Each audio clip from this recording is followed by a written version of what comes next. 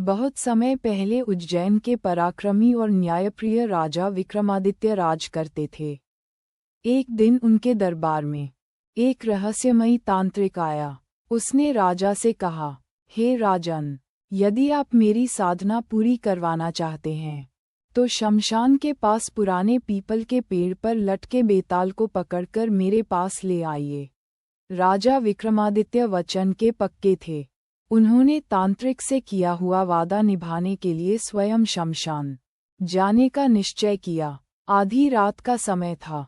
चारों ओर अंधेरा, सन्नाटा और डरावना वातावरण था।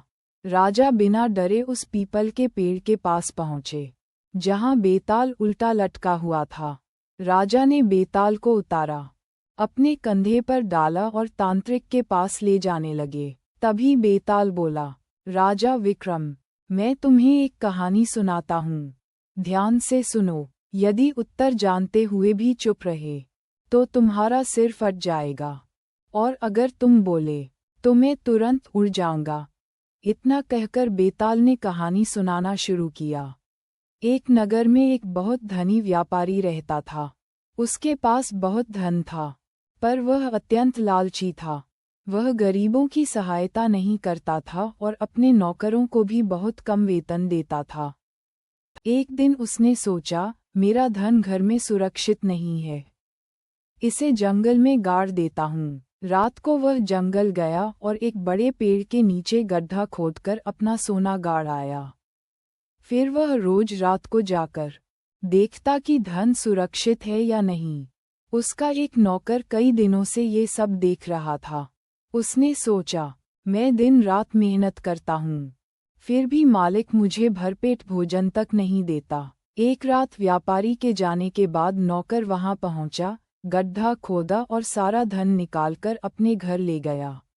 अगले दिन व्यापारी जब वहां पहुंचा तो गड्ढा खाली देखकर जोर जोर से रोने लगा।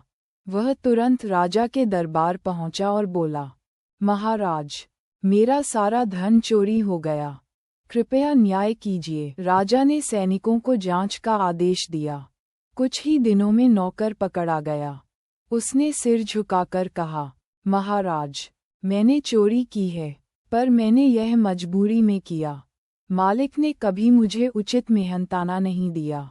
तब बेताल ने पूछा, हे विक्रम, बताओ, सबसे बड़ा दोषी कौन है? लालची व्यापारी, चोरी करने वाला नौकर, या वह परिस्थिति जिसने नौकर को मजबूर किया? उद्धरण चिन्ह। राजा विक्रम बोले, सबसे बड़ा दोषी व्यापारी है। यदि वह अपने नौकर के साथ न्याय करता, उसे उचित वेतन देता और लालच न करता, तो नौकर चोरी न करता। इतना सुनते ही बेताल जोर जोर से ठहाका मारकर हंस पड़ा। उसकी डरावनी हंसी पूरे शमशान में गूंज उठी। फिर वह बोला, राजा विक्रम, तुम सचमुच एक न्यायप्रिय और बुद्धिमान राजा हो। तुम्हारा उत्तर बिल्कुल सही है, लेकिन तुमने फिर अपना मौन तोड़ दिया। मैंने पहले ही कहा था, यदि तुम बोले तो मैं तुरंत उड़ जाऊंगा। अब मैं चला। उद्धरण चिन्ह। ये कहकर बेताल पल भर में राजा विक्रम के कंधे से फुर से उड़ गया और हवा में लहराता हुआ फिर उसी पीपल के पेड़ पर जा लटका।